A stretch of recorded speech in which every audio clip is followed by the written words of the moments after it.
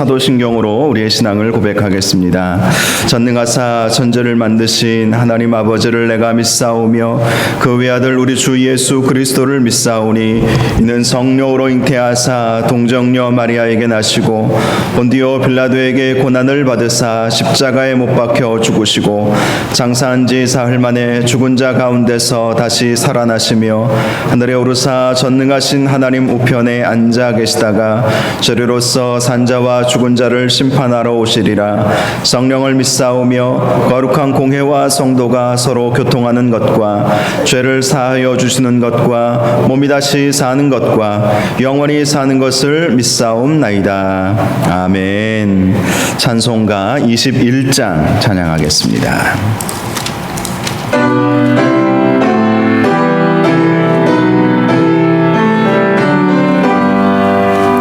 다 찬양하여라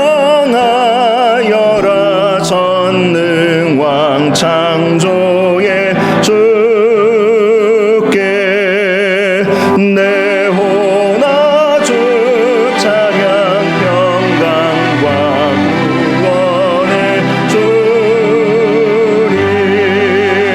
성도들아 주 앞에 이제 나와 즐겁게 찬양하여라. 다 찬양하여라. 놀라운 만유의 주께 포근한 날개 빛을 뿜어주시는 주님 성도들아 주님의 뜻 안에서 내 소원 다 이루리라. 다 찬양하여라. 온몸과 마음을 바쳐 이 세상 만물이 주 앞에 다 나와 찬양 성도들아 기쁘게 소리 높여 영원히 찬양하여라.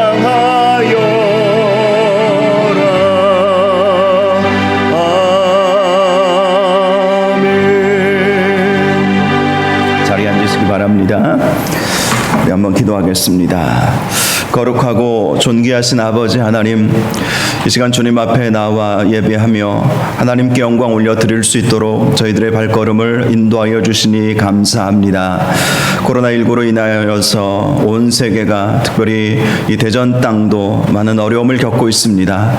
그럼에도 불구하고 하나님을 찬양하기 위해서, 하나님 말씀 듣기 위해서, 하나님께 경배하기 위해서 저희들 이 시간 이렇게 주님 앞에 나와 예배하며 기도하며 또 온라인으로 예배드리며 하나님께 주일을 거룩하게 지킬 수 있게 하여 주시니 감사합니다. 우리의 예배 가운데 임재하여 주시옵소서. 성령 하나님께서 주시는 위로하심과 큰 능력을 경험하는 복된 시간 되게 하여 주시옵소서. 특별히 우리 교회를 축복하여 주시옵시고 우리 교회가 이 어려운 이때에 주의 복음을 증거하며 이 세상의 빛과 소금의 사명을 잘 감당할 수 있도록 인도하여 주시옵소서. 하나님께서 세우신 귀한 직분자들을 축복하여 주시옵시고 맡은 바 사명 잘 감당할 수 있도록 영육간의 강건함도 더하여 주시옵소서. 하나님께서 특별히 우리 교회가 이 지역사회 복음화와 또 민족의 복음화와 세계 선교를 위하여 하나님께서 우리를 써주시기를 간절히 원합니다. 하나님 우리에게 힘을 더하여 주시옵시고 은혜를 더하여 주셔서 하나님을 기쁘시게 해드리는 저희 모두가 되게 하여 주옵소서. 하나님 이 시간 시간 말씀의 은혜를 나누기를 원합니다. 말씀 듣다가 성령 충만함 받게 하여 주시옵시고 우리의 모든 고민거리들 근심거리들 떠나가게 하여 주시옵시고 육신의 모든 질병도 고침받게 하여 주옵소서. 암덩어리가 떨어져 나가게 하여 주시옵시고 암세포들이 다 죽어 없어지게 하여 주시옵시고 고질병 불치병도 말씀 듣다가 성령의 능력으로 다 고침받게 하여 주옵소서. 코로나19 바이러스가 우리를 침투하지 못하도록 막아주시옵시고 하나님 더욱더 강건함으로 하나님께 영광 올려드리는 저희 모두가 되게 하여 주옵소서. 마음에 근심 걱정 있는 성도들 하나님께서 말씀으로 위로하여 주시옵시고 세임 허락하여 주시옵소서. 오늘도 예배 가운데 함께하여 주시기를 간절히 원하오며 예수님의 이름으로 기도하옵나이다. 아멘.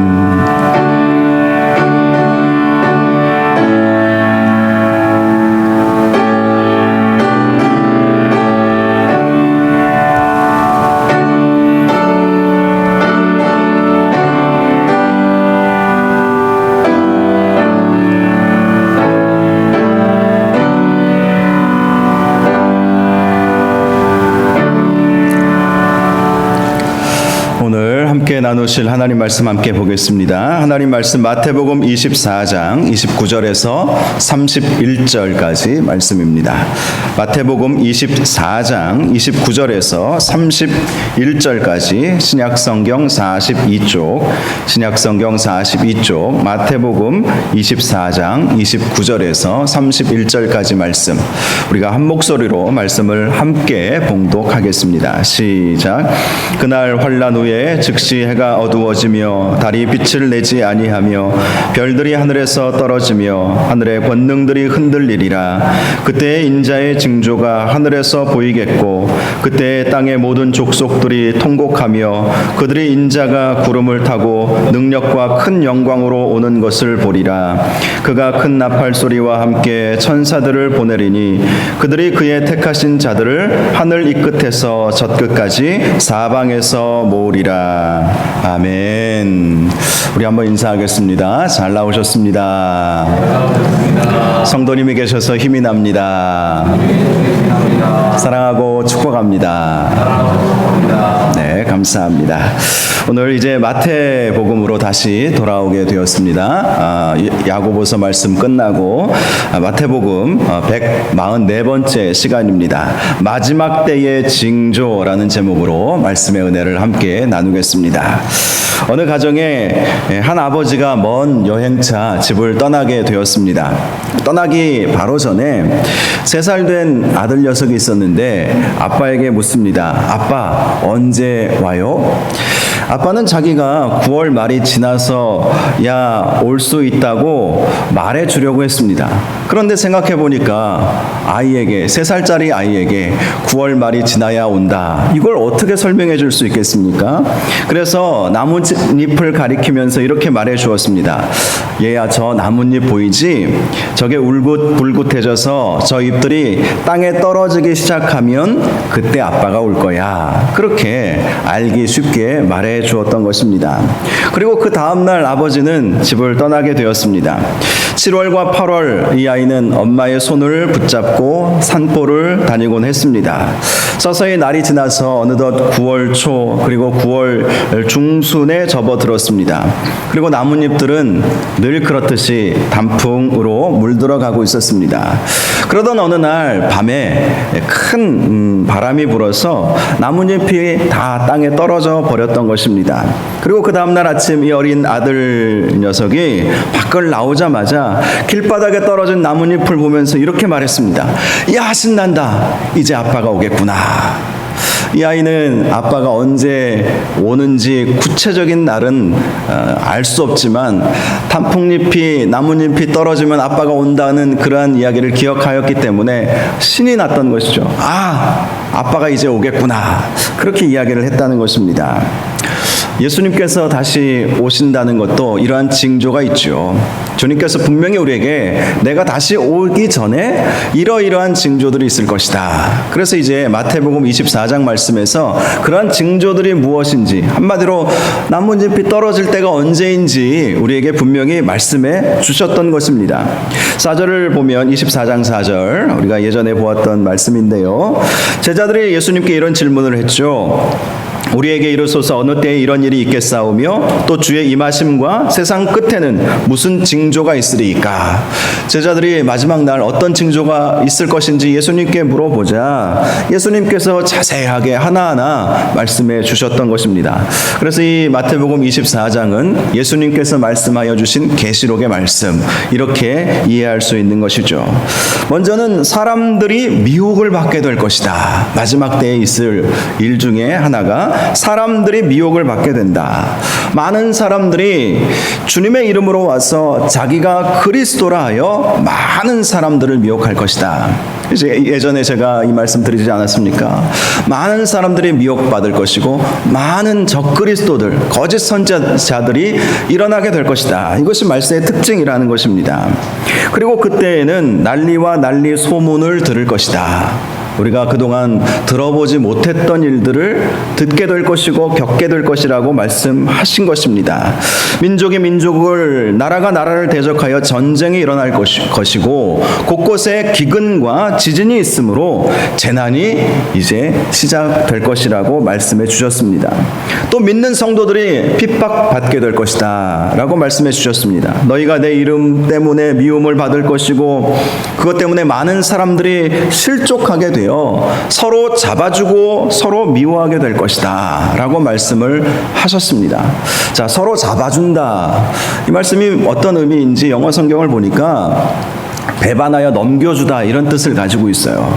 배반하여 넘겨주는 거예요. 서로 잡아준다는 것은 붙잡아서 넘겨준다, 이런 의미인 것이죠. 그러니까 흔들리는 믿음을 서로 붙잡아준다, 이런 의미가 아니라 서로 배반해서 서로 적들에게 넘겨주는 일들, 그래서 서로 미워하게 되는 일이 있게 될 것이다. 그래서 그때에는 많은 사람의 사랑이 식어지리라.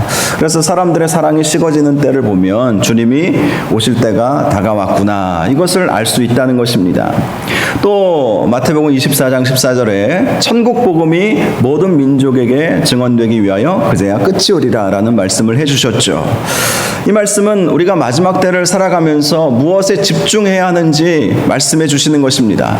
천국 복음을 모든 민족에게 증언하는 삶을 살라는 것이죠.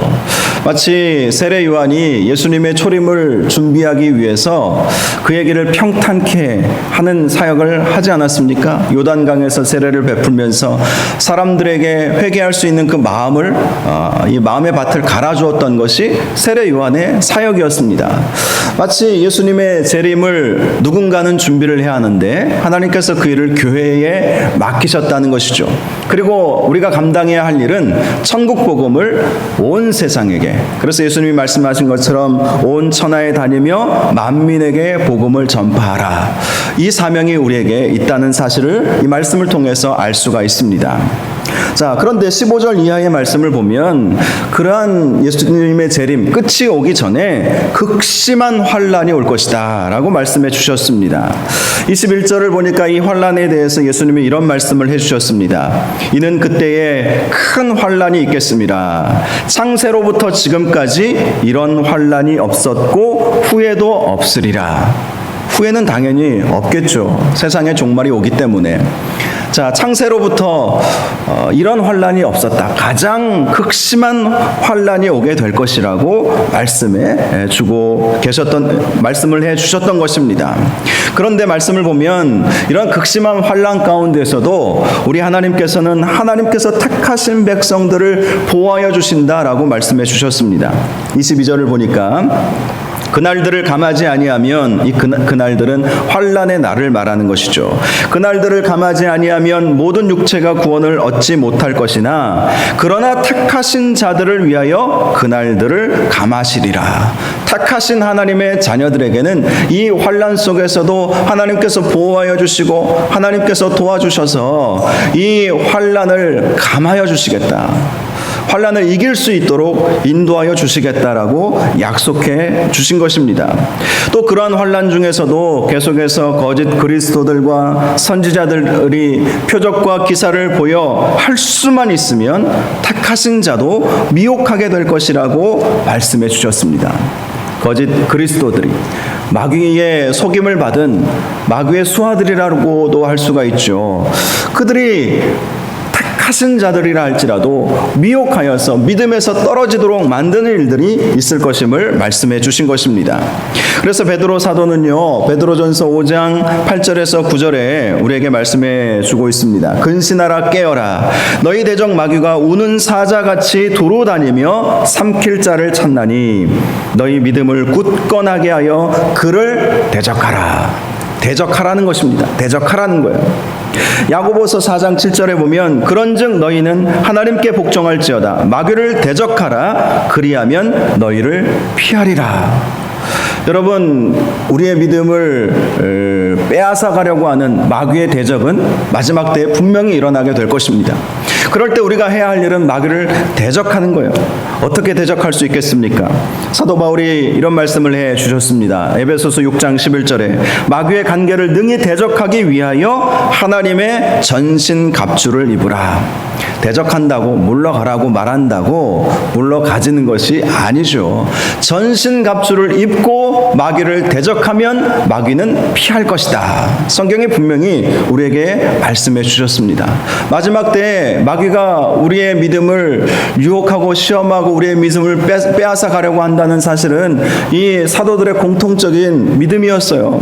그러니 베드로 사도도 야고보 사도도 바울 사도도 동일한 말씀을 우리에게 해주시는 것 아니겠습니까? 그러므로 말세의 때를 살아가고 있는 저와 여러분들이 믿음을 굳건하게 하고 마귀를 대적하고 전신갑주, 그렇죠, 진리의 허리띠, 복음의 의의 호심경, 복음의 신, 믿음의 방패, 구원의 투구, 성령의 검으로 무장하시기 바랍니다. 그래서 마귀를 대적하면 마귀는 우리를 피하게 되어 있어요. 우리가 마귀를 피할 필요가 없습니다. 우리가 이 전신갑주를 입고 마귀를 대적하면 마귀는 감히 우리를 넘보지 못하게 될 것입니다. 그래서 예수님께서 13절에 끝까지 견디는 자는 구원을 얻으리라. 아무리 극심한 환난이 오고 핍박이 오고 또 마귀가 우리를 대적한다 할지라도 마귀를 대적하고 끝까지 견디면 우리가 구원을 받을 수 있게 된다고 말씀해 주셨던 것입니다. 지난 금요일 영상으로 우리가 예배 드리면서 함께 불렀던 찬양의 가사 혹시 기억하십니까? 오늘 설교 끝나고도 함께 부르기를 원하는데요. 가사의 내용이 이렇습니다. 다시 한번 이 가사의 내용, 너무 제가 은혜를 받고 또 많은 분들이 은혜 받았다는 피드백을 저에게 주셔서 제가 이 찬양 함께 부르기를 원하는데요. 내용을 보면 이렇게 되어 있어요. 내게 허락하신 시련을 통해 나의 믿음 더욱 강하게 자라나고. 자, 이 시련은 하나님께서 나에게 주신 것이다. 이 작사가가 그렇게 믿고 견딘 것이죠. 대적한 것이죠. 이겨낸 것이죠. 그러니 어떻게 되었습니까? 나의 믿음이 더욱 강하게 자라나게 되었다는 거예요. 여러분, 학생들이 시험을 왜 치릅니까? 어떤 변별력을 갖기 위해서만 치르는 것이 아니죠. 시험을 치름으로 인해서 그 시험을 준비하고 그 시험 준비를 위해서 계속해서 밤새 공부하면서 실력을 쌓게 되는 것 아닙니까? 그래서 그 시험의 목적이 바로 우리의 실력을 쌓게 하기 위해서 시험을 치는 것입니다. 마찬가지로 우리에게 오는 시련, 환난, 고통들은 우리의 믿음을 더 강하게 자라나게 만들어주는 측면이 아주 많이 있다는 것이죠. 또 이렇게 말하죠. 험한 산과 골짜기 지나는 동안 주께 더 가까이 나를 이끄시네. 어려움과 또 환난을 만날 때 우리가 어떻게 합니까? 하나님 찾지 않습니까? 더 하나님께 매달리지 않습니까? 지금 이 코로나19의 상황 속에서도 이전보다 더 하나님을 찾는 분들이 계실 것입니다. 하나님께서 택하신 분들의 특징인 것이죠. 또 내가 겪는 시험이 어렵고 힘겨워도 내 주님보다 크지 않네. 아무리 시험이 어렵고 힘들어도 주님이 더 크십니다. 주님이 이기신다는 사실을 우리가 믿음으로 고백하며 나아가야 한다는 것이죠. 내 앞에 바다가 갈라지지 아니하면 주가 나로 바다 위 걷게 하리. 이 구절이 참 은혜가 돼요. 바다가 갈라지지 않는다 할지라도 우리의 상황이 변화가 없어요. 계속해서 더 어려워질 것입니다. 성경에 말씀해 주셨기 때문에 환난은 더 극심해질 거예요. 그런데 바다가 갈라지지 않다 할지라도 우리가 승리할 수 있는 방법이 있죠. 주께서 우리를 바다 위로 걷게 해주신다는 거예요. 이 놀라운 은혜가 저와 여러분 가운데 있기를 바랍니다. 그래서 이 찬양의 마지막 후렴구의 가사처럼 나는 믿네 주의 능력으로 내 삶 새롭게 되리. 나는 믿네 주의 능력으로 담대히 나아가리라. 주와 함께 싸워 승리하리라. 날마다 믿음으로 나 살아가리. 이러한 고백이 저와 여러분의 고백 되시기를 주님의 이름으로 축복합니다. 오늘 본문은 이 말세에 당하게 될 극심한 환난이 있은 후에 어떤 일이 있게 되는지 우리에게 말씀해 주고 있습니다. 29절 말씀을 보면 그날 환난 후에 즉시 해가 어두워지며 달이 빛을 내지 아니하며 별들이 하늘에서 떨어지며 하늘의 권능이 흔들리리라. 환난 후에 이 하늘의 권능이 흔들리는 일이 있게 될 것이다 라고 말씀을 해 주셨습니다. 요한계시록에도 이런 말씀을 해 주셨죠.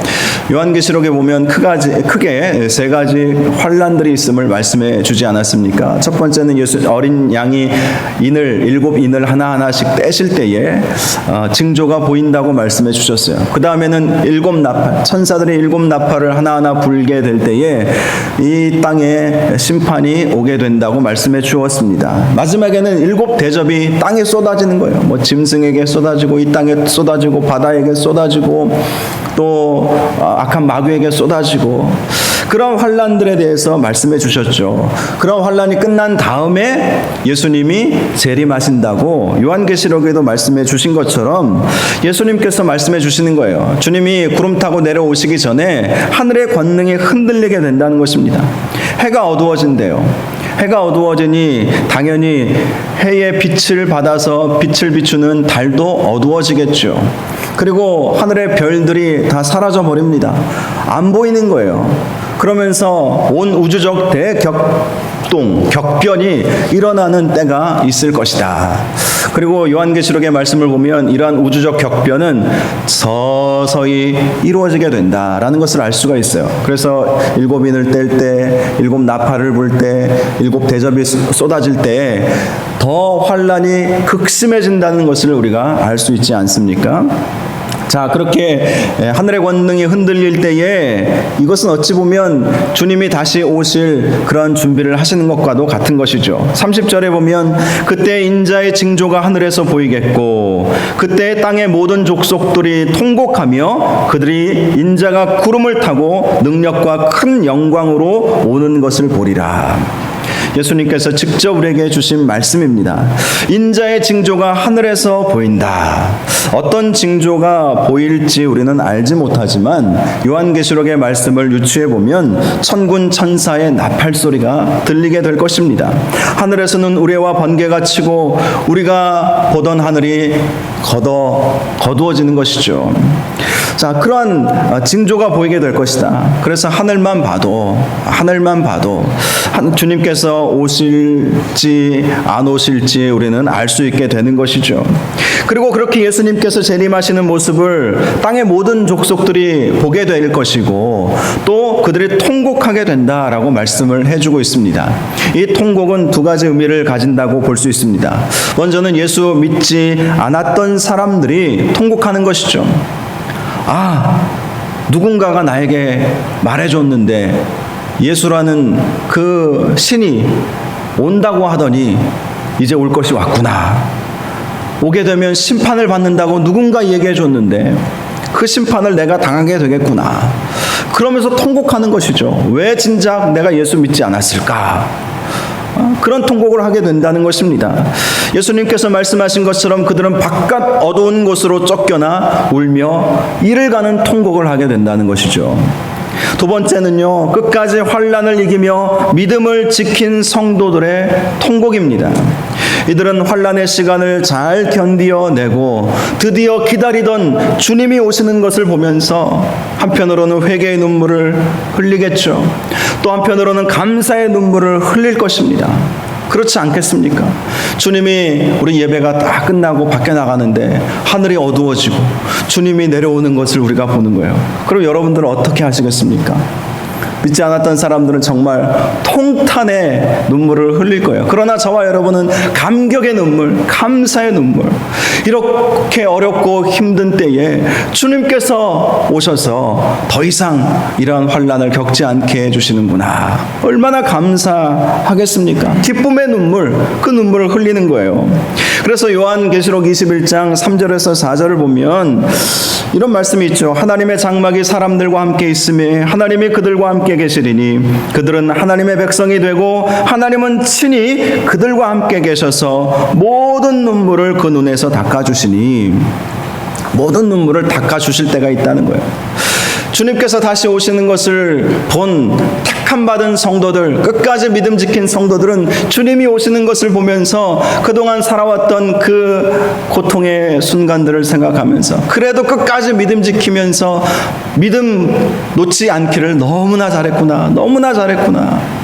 그렇게 우리가 눈물을 흘릴 때 우리 주님께서 그 모든 눈물, 우리의 눈물들을 닦아주실 때가 분명히 오게 된다고 말씀해 주신 것입니다. 또 인자가 구름을 타고 능력과 큰 영광으로 오는 것을 보리라 라고 말씀해 주셨어요. 예수님께서 하늘로부터 다시 내려오신다는 것은 성경에 이미 예언된 말씀입니다. 사도행전 1장에 보면 예수님께서 승천하셨을 때에 제자들의 하늘을 멍하니 쳐다보고 있지 않았습니까? 그때 흰옷 입은 천사들이 제자들에게 이런 말씀을 해주었습니다. 어찌하여 서서 하늘을 쳐다보느냐? 너희 가운데서 하늘로 올려지신 이 예수는 하늘로 가심을 본 그대로 오시리라. 하늘로 올려지신 예수님은 다시 하늘에서 내려오시게 될 것을 말씀해 주신 것입니다. 요한계시록 1장 7절에도 볼지어다 그가 구름을 타고 오시리라. 각 사람의 눈이 그를 보겠고 그를 찌른 자들도 볼 것이요 땅에 있는 모든 족속이 그로 말미암아 애곡하리니 그러하리라. 아멘. 우리 주님은 구름 타고 오신다고 말씀해 주셨어요. 그래서 그 주님이 오시는 것을 땅의 모든 족속들이 다 보게 된다. 그를 찌른 자들도 볼 것이요 라고 말씀하고 있습니다. 어떤 글을 보니까 예수님의 초림과 재림을 잘 비교를 해놓은 글을 볼 수가 있었습니다. 예수님의 초림 때에는 말구유에 오셨죠. 그러나 예수님의 재림 때에는 구름을 타고 오실 것입니다. 예수님의 초림 때에는 멸시함을 받았습니다. 그 누구도 알아주지 않았습니다. 그러나 예수님의 재림 때에는 모든 족속들이 기이 여김을 예수님이 받으실 것입니다. 예수님의 초림 때에는 고난을 받으셨습니다. 그러나 예수님의 재림 때에는 영광을 받으실 것입니다. 예수님의 초림은 십자가를 지시는 모습이셨지만 예수님의 재림 때에는 영광의 면류관을 쓰실 것입니다. 예수님의 초림 때에는 죄인의 모양으로 오셨지만 예수님의 재림은 이 세상을 심판하실 왕으로 오신다는 것이죠. 그래서 예수님께서 하늘에서 구름 타고 내려오신다라고 우리에게 말씀해 주신 것입니다. 자, 그런데 31절 말씀을 보면 그가 큰 나팔 소리와 함께 천사들을 보내리니 그들이 그의 택하신 자들을 하늘 이 끝에서 저 끝까지 사방에서 모으리라. 자, 이제 예수님께서 이 세상에 오셔서 하실 일이 있죠. 무엇입니까? 세상을 심판하는 것이잖아요. 세상을 심판하는 거예요.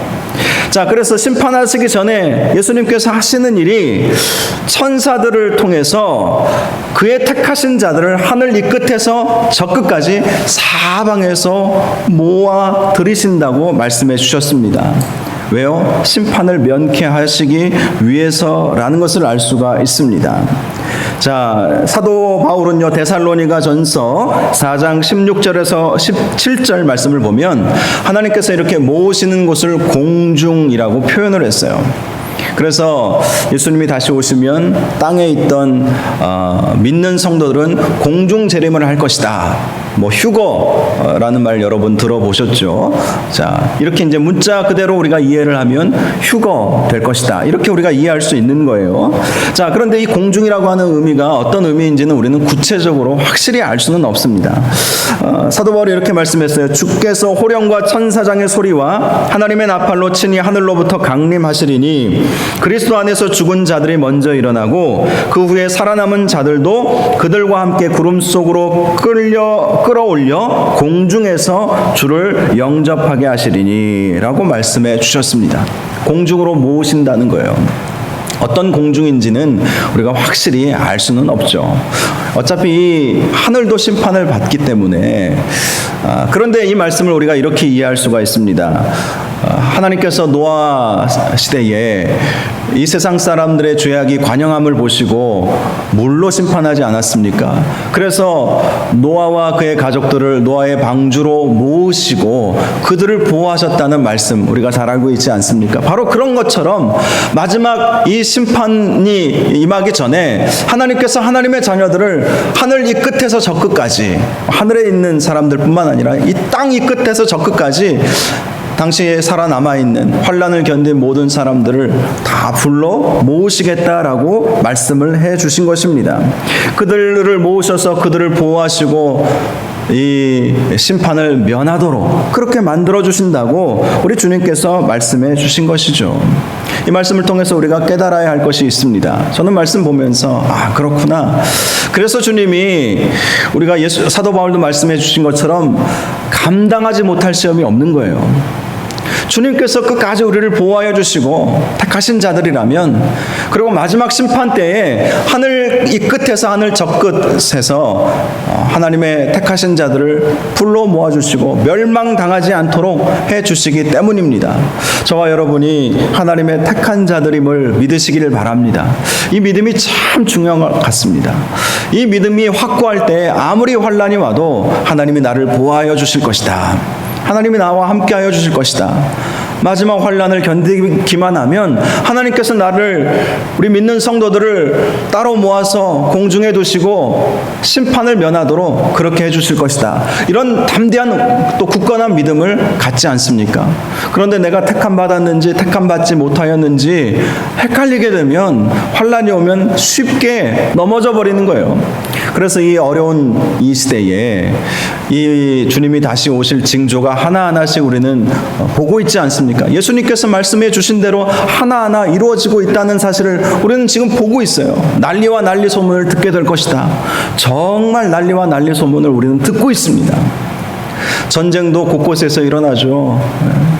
뭐 심각한 전쟁 아직은 일어나고 있지 않지만 세계 1차 대전, 2차 대전 이후에 유엔이라고 하는 이 기구를 만들어서 전쟁이 더 이상 세계 전쟁이 일어나지 않도록 이렇게 해보자라고 하고 있지만 언제 전쟁이 터질지는 아무도 몰라요. 전쟁이 나지 않을 것이라고 누가 장담할 수 있겠습니까? 미국과 중국의 이 첨예한 대립을 보십시오. 인도와 중국의 그 국경이 뭐 3,000 몇백 킬로미터 된대요. 그런데 거기에서 막 서로 막 싸우는 이야기들을 보지 않습니까? 민족과 민족이, 민족 분쟁이 일어나고 나라와 나라가 지금도 싸우고 있어요. 앞으로는 더욱 그러한 일들이 극심해질 것이라고 주님께서 예언해 주신 것입니다. 그런데 그때는 우리가 주님이 다시 오실 때라는 사실을 우리가 기억해야 한다는 것입니다. 그런 일들을 보면서 절망할 필요가 전혀 없어요. 예수 믿는 성도들은 그러한 때가 되면 될수록 주님이 오실 날이 가까웠기 때문입니다. 굉장히 역설적이죠. 세상에 난리와 난리 소문이 있을 것이고 전쟁이 있을 것이고 기근과 또 많은 어려움들, 환난들, 시험거리들, 그런 것들이 있을 것이지만 걱정할 필요가 없어요. 예수 믿는 하나님의 자녀들은 하나님께서 보호하여 주실 것입니다. 요한계시록의 말씀처럼 독수리가 두 날개 피고 그 여자가 낳은 그 아이를 보호하고 양육하는 것처럼 하나님께서 보호하여 주신다는 거예요. 하나님께서 은혜를 베풀어 주신다고 말씀해 주셨습니다. 그리고 마지막 심판을 받기 전에 하나님께서 택하신 자들을 공중에 따로 탁 모으셔서 하나님께서 보호하여 주신다고 분명히 약속해 주셨어요. 그래서 데살로니가전서 4장 18절을 보니까 이러한 때 사도 바울이 우리에게 주신 권면의 말씀이 있습니다. 그러므로 이러한 말로 서로 위로하라. 마지막 때 우리가 해야 할 것은 심판이 다가왔다. 이 정도가 아니라 심판이 오고 있지만 우리에게 더 어려움이 있지만 우리 주님께서는 우리와 함께 하시고 우리를 도우시고 우리를 보호하여 주시고 우리와 함께 하여 주실 것이다. 나로 바다 위 걷게 하리. 이러한 믿음의 고백이 우리 가운데 있어야 할 것입니다. 이러한 말로 서로 위로할 때 이길 수 있지 않겠습니까? 서로 격려하고 위로하고 이 코로나도 우리가 이길 수 있다. 믿음으로 이길 수 있다. 이렇게 서로 위로하는 저와 여러분들 되어야 할 것입니다. 영국의 어니스트 세클톤 경이라고 하는 분, 아마 이름을 들어보신 분들도 계실 거예요. 그는 남극 탐험가였어요. 그가 남극을 탐험하다가 코끼리 섬이라고 하는 곳에 자기의 부하들을만 남겨놓고 자기만 나올 수밖에 없는 상황이 있었다고 합니다. 그 남겨진 부하들에게 내가 곧 다시 와서 당신들을 영국으로 꼭 데리고 가겠습니다. 그렇게 약속을 했지만 어쩔 수 없는 사정으로 계속 그 일이 연기가 되었던 것입니다. 그리고 그가 그들에게 가려고 할 때는 공교롭게도 바다가 얼어붙어가지고 그래서 더 이상 나아갈 수가 없는 상황인 거예요. 계속해서 시간은 흐릅니다. 구조하려고 계속해서 노력했지만 실패할 수밖에 없었던 거예요. 마침내 어니스트 세클턴 경이 그 빙판을 하나하나 깨어 부수면서 조그만 배를 타고 이 코끼리 섬이라고 하는 곳으로 겨우겨우 갈 수 있게 되었다고 합니다. 세클턴 경의 마음은 이런 마음이었죠. 살아있기만 해다오. 그런데요, 도착해 보니까 다 건강하게 있었던 거예요. 건강하게 잘 있었던 거예요. 그리고 이미 그들은 영국으로 떠날 배까지 잘 준비해 놓고 그렇게 있었다는 거예요. 나중에 그들이 영국까지 무사히 잘 도착을 하게 되었습니다. 세클턴 경이 그들에게 물어보았어요. 어떻게 그렇게 빨리 승선할 수가 있었느냐? 그렇게 물어보니까 그들 중에 한 사람이 이렇게 말하는 것입니다. 우리 중에 지도자로 세움받은 한 사람이 매일 아침 잠을 깨우면서 항상 갈 준비를 해둡시다. 오늘 세클턴 경이 우리를 데리러 올 것입니다. 계속해서 아침마다 그런 말을 해주었다는 거예요. 비바람이 눈보라가 내리치고 바다는 얼어붙고 희망이라고는 전혀 보이지 않는 상황이었지만 누군가가 세클턴 경이 오늘 올지도 몰라. 오늘 올 수도 있어요. 그러므로 우리가 항상 갈 준비를 해둡시다. 이대로 누워있지 말고 절망하지 말고 준비합시다. 갈 준비합시다. 떠날 준비합시다. 그들의 지도자가 그런 이야기를 계속해서 해 주었기 때문에 마침내 우리가 세클턴 경을 맞이하여서 시간 지체하지 아니하고 바로 승선하여서 영국으로 올 수 있게 되었다. 그렇게 고백을 했다는 것입니다. 사랑하는 여러분, 이 세상에 우리 주님이 다시 오신다는 것은 어니스트 세클턴 경이 코끼리 섬에 들어가는 것보다 더 확실한 것 아니겠습니까? 여러분 이 사실을 믿으시죠? 성경에 보면 주님은 다시 오신다고 수백 번이 넘게 약속해 주셨어요. 예수님의 초림에 대해서 주신 그 예언의 말씀보다 더 많은 말씀이 성경에 기록되어져 있습니다. 예수님의 초림은 그 성경에 기록된 대로 이루어졌어요. 예수님의 재림도 성경에 기록된 대로 반드시 이루어지게 될 것입니다. 그러므로 이 말로 사도 바울이 우리에게 주신 말씀처럼 서로 위로하라는 것이죠. 서로 격려하라는 거예요. 이 어렵고 힘든 때에 정말 믿음 잃어버리기가 딱 좋은 때가 이 코로나19의 때 아니겠습니까? 이 전 세계에 공포를 주고 경제를 마비시키고 경제 문제 때문에 좀 풀지 않았습니까? 미국과 유럽에서. 그랬더니 다시 확진자들이 어제는 미국에서 4만 명이 넘게 하루에. 그 숫자가 대단한 것 같아요. 우리보다 인구가 10배 이상 많지는 않아요. 10배 이상 많지는 않아요. 3억 몇천만 명인가 아마 되는 걸로 제가 미국 인구가 그렇게 알고 있는데 10배도 아니죠. 7, 8배 정도 되죠. 그런데 확진자 우리는 한 50명, 오늘은 한 60명 정도. 우리도 지금 요즘 조심해야 될 때가 다시 돌아오기는 했지만 그래도 거기에 비하면 미국이나 브라질은 또 얼마나 많이 확진자들이 오고 있는지 모릅니다. 여러분, 뭐 봉쇄할 수도 없고 풀 수도 없고 이래 주구나 저래 주구나, 어떤 분이 그런 이야기 하시더라고요. 코로나로 주구나 굶어 주구나 다 똑같다는 거예요. 코로나 때문에 봉쇄를 풀 수도 없고 경제를 활성화시킬 수도 없고, 그래서 이 문제가 아주 심각한 것이죠. 그런데 우리가 이런 때에 우리가 오늘 말씀을 통해서 깊이 생각해 보아야 할 것이 있습니다. 바로 이것이 주님이 오실 징조라는 것이죠. 주님이 오실 징조입니다. 우리의 믿음을 시험하시는 하나님의 계획 중에 하나라는 것이죠. 마지막 날에 알곡과 가라지를 거르신다고 말씀하지 않았습니까? 성경에 분명히 나와 있는 말씀들이 있어요. 극심한 환난 중에 하나이겠죠. 주님 다시 오시기 전에 극심한 환난이 있을 것이다 라고 말씀하여 주셨기 때문에 극심한 환난 중에 하나일 것입니다. 또 어찌 보면 하나님께서 예수님이 말씀하여 주신 달란트 비유의 말씀처럼 달란트를 주셨잖아요. 그 달란트를 계산하러 오시는 때 아닌가, 그런 생각도 해보게 됩니다.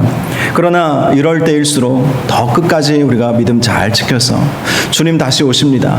주님 오실 날을 준비합시다. 주님 오신다는 사실을 기억하고 믿음 잃지 맙시다. 결단코 절망하지 맙시다. 우리 하나님은 어떤 위기보다 크십니다.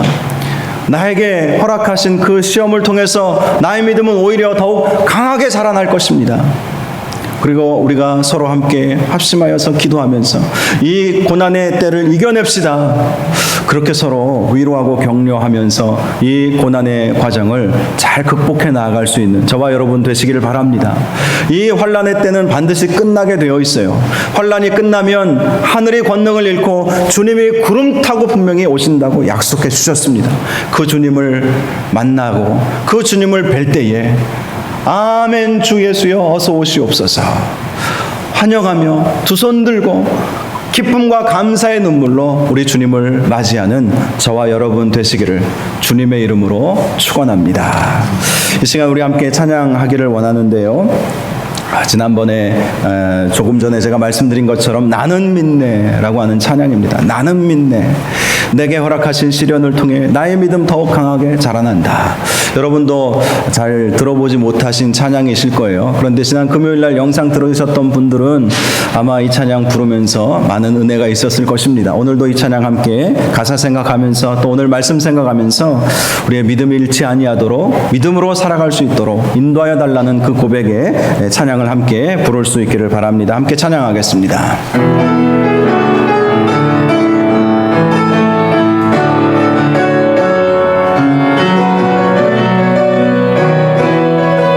내게 허락하신 시련을 통해 내게 허락하신 시련을 통해 나의 믿음 더욱 강하게 자라나고 나의 믿음 더욱 강하게 자라나고 험한 산과 골짜기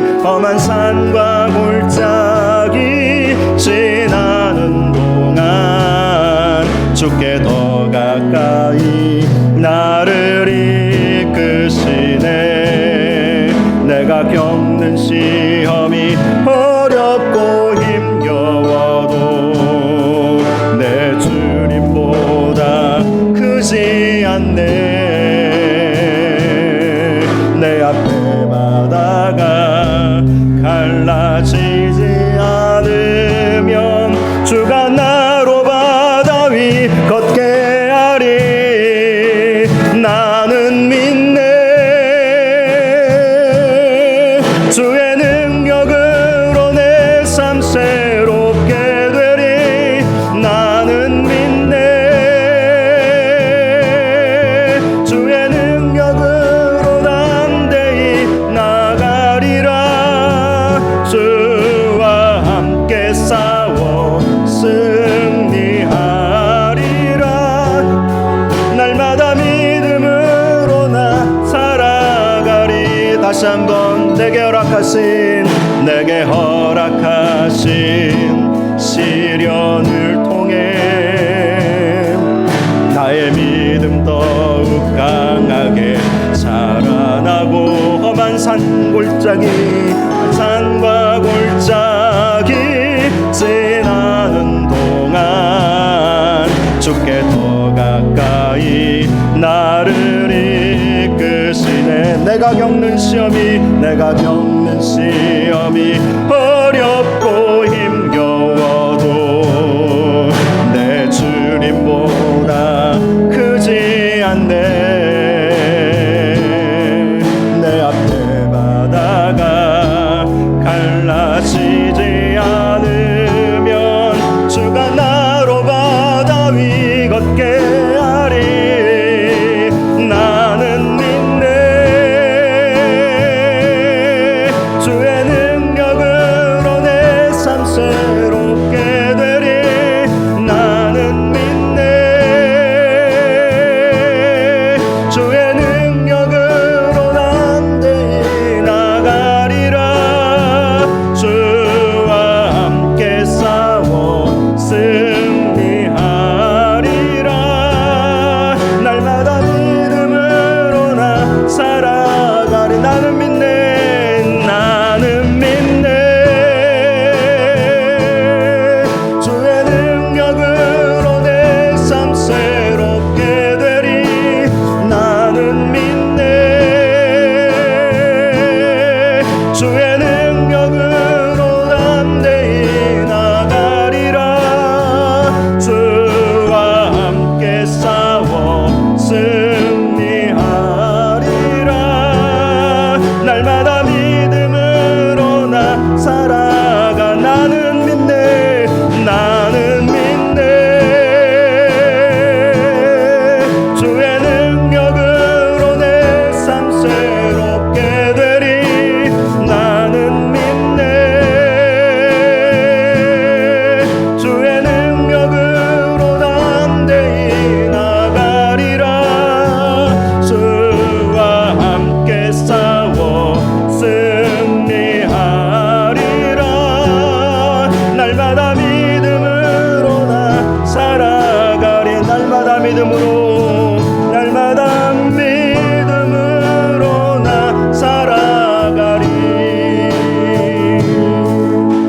이 시간 말씀 생각하면서 함께 기도할 수 있기를 원합니다. 하나님, 주님 오실 날이 얼마 남지 않은 줄로 믿습니다. 언제 구체적인 날짜는 우리는 알지 못하지만 그러나 주님 오실 징조들을 보면서 또 환난이 있을 것임을 말씀하여 주시는 것을 보면서 이때일수록 더욱 믿음 지키며 정말 주님 오실 날을 기대하며 서로 이 말로 위로할 수 있는 저희들 되게 하여 주시옵소서. 그래서 결단코 절망하지 않게 하여 주시옵시고 주의 약속의 말씀을 생각하면서 끝까지 견디고 승리하며 주님의 재림을 맞이하는 우리 모두가 되게 하여 달라고 우리 말씀 생각하면서 주여 한번 부르짖고 합심으로 기도하겠습니다. 주여, 거룩하고 존귀하신 아버지 하나님 아버지, 저희들을 도우시고 인도하여 주시기를 원합니다. 하나님, 우리에게 놀라운 은혜를 베풀어 주시기를 원합니다. 하나님 아버지, 우리에게 감을 하시고 저희들을 도우시고 인도하여 주시옵소서. 끝까지 믿음으로 승리하며 나아갈 수 있는 저희들 되게 하여 주시옵소서. 믿음만이 우리에게 승리를 가져다 줄 줄로 믿습니다. 믿음으로 승리하며 하나님 주님 오신 날을 하나님 맞이하며 준비하는 저희들 될 수 있도록 주께서 도우시고 주여 인도하여 주시옵소서. 하나님 아버지, 담대히 우리가 주님을 믿고 나아갈 수 있는 은혜가 있도록 주여 함께 하시고 주여 역사하여 주시옵소서. 주님 도우시옵소서. 은혜 베풀어 주시옵소서. 날마다 주님 바라보고 날마다 믿음으로 승리하며 나아갈 수 있는 저희들 될 수 있도록 주여 도우시고 인도하여 주시옵소서. 주님 축복하여 주시옵소서. 주님께서 함께 하시고 우리에게 힘을 주시고 담대함 주시고 믿음 주시고 성령의 충만함으로 주님께서 함께 하시고 인도하여 주시기를 원합니다. 아버지 도우시옵소서. 주여 역사하여 주시옵소서. 우리를 도우시옵소서. 우리에게 믿음 더하여 주시옵소서. 믿음으로 승리하며 하나님 주님 믿음으로 나아갈 수 있는 저희들 될 수 있도록 주여 도우시고 주여 함께하여 주시옵소서. 주여 역사하시고 축복하여 주시옵소서. 주여 함께하여 주시옵소서. 사랑의 주 주님 다시 오신다고 약속하여 주셨습니다. 그 약속의 말씀 끝까지 우리가 믿고 이 환난을 견디어내며 주님 오실 때 기쁨으로 주님 맞이하는 저희 모두가 되게 하여 주옵소서. 예수님의 이름으로 기도하옵나이다. 아멘. 우리 찬송가 304장 찬양하면서 하나님 앞에 예물을 올려드리겠습니다.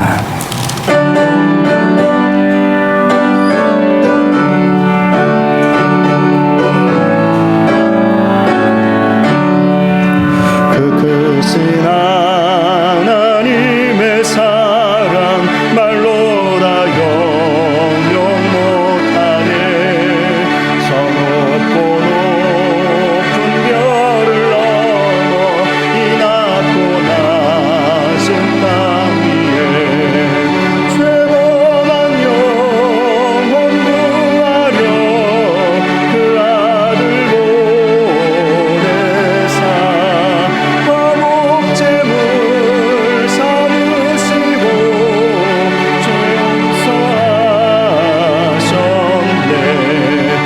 하나님 크신 사랑은 증량다 못하네. 영원히 변치 않는 사랑 선보여 찬양하세. 시절 지나가고 땅 위에 영화쇠할 때 주 믿지 않던 영혼들은 큰 소리 외쳐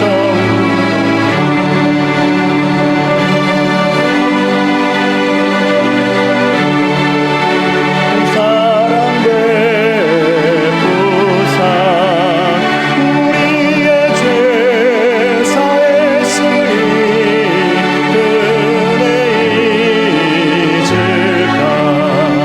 하나님 크신 사랑은 증량다 못하네. 영원히 변치 않는 사랑 선고여 찬양하세. 하나님 아버지 감사합니다. 귀한 예물을 주님 앞에 올려드립니다. 이 예물을 받아 주옵시고 이 예물이 쓰여지는 곳에 하나님의 영광만이 나타나게 하여 주옵소서. 소득의 11조를 올려드립니다. 또 감사 예물을 올려드립니다. 선교 헌금과 구제 헌금과 건축 헌금을 올려드리오니 하나님께서 영광 받아 주옵시고 또 예물을 드린 성도들 위해 하늘의 신령한 복과 땅의 기름진 복으로 넘치게 채워 주옵소서. 또 예배를 위해서 헌신하고 수고한 모든 성도들을 축복하여 주시옵시고 특별히 오늘 이렇게 우리가 정말 소수가 모여서 예배 드리지만 하나님 이 환난할 때 하나님께서 우리를 불쌍히 여겨주셔서 하나님 이 환난의 날을 감하여 주시기를 원합니다. 그래서 함께 온전히 예배하며 하나님께 온전히 영광 올려드리는 저희 모두가 될 수 있도록 축복하여 주옵소서. 우리 다음 세대를 축복하여 주옵시고 태중에 있는 아이들과 또 우리 젖 먹는 아이들 또 우리 유아부, 유치부, 유초등부, 중고등부 청년들 우리 다음 세대가 더욱더 부흥의 세대, 믿음의 세대 될 수 있도록 축복하여 주옵소서. 하나님 또 몸이 아픈 성도들 있습니다. 우리 하나님께서 특별히 기억하여 주시옵시고 온전히 하나님 치유하여 주시기를 원합니다. 또 확진자들과 동선이 겹치는 그런 분들 혹시 있다면 우리 하나님께서 지켜보아여 주시옵시고 하나님께서 눈동자와 같이 지키시고 보호하여 주시는 은혜를 경험토록 주께서 함께하여 주옵소서. 주께서 오늘도 우리와 함께 하시고 특별히 온라인으로 또 예배드리는 모든 성도들도 동일한 축복과 은혜를 허락하여 주시기를 원하오며 예수님의 이름으로 기도하옵나이다. 아멘. 교회 소식 몇 가지 말씀드리겠습니다. 다음 주는 맥주 감사 주일입니다. 맥주 감사 주일 상반기 동안에 베풀어 주신 하나님의 은혜에 감사할 수 있기를 바랍니다. 또 다음 주에 현재 예정대로는 정기재직회 오전 예배 후에 우리 봄에 있어야 할 정기재직회가 우리가 모이지 못하여서 그래서 1년에 이 상반기는 결산해야 되지 않겠나라는 생각이 있어서 정기재직회로 모이도록 하겠습니다. 나머지 광고 주보 참조하시고 주일은 오전 예배만 드리고 좀 상황이 어렵지만 새벽 기도 나오실 수 있는 분들만, 몸이 아프신 분들은 집에서 기도하시기 바라고요. 수요일 또 금요일 함께 모여서 기도하려고 합니다. 기억하시고 함께 해주시면 감사하겠습니다. 나머지 주보 광고 참조하시기 바랍니다. 우리 다 같이 자리에서 일어나셔서 이런 교회 되게 하소서 찬양하고 축도로 예배를 마치겠습니다.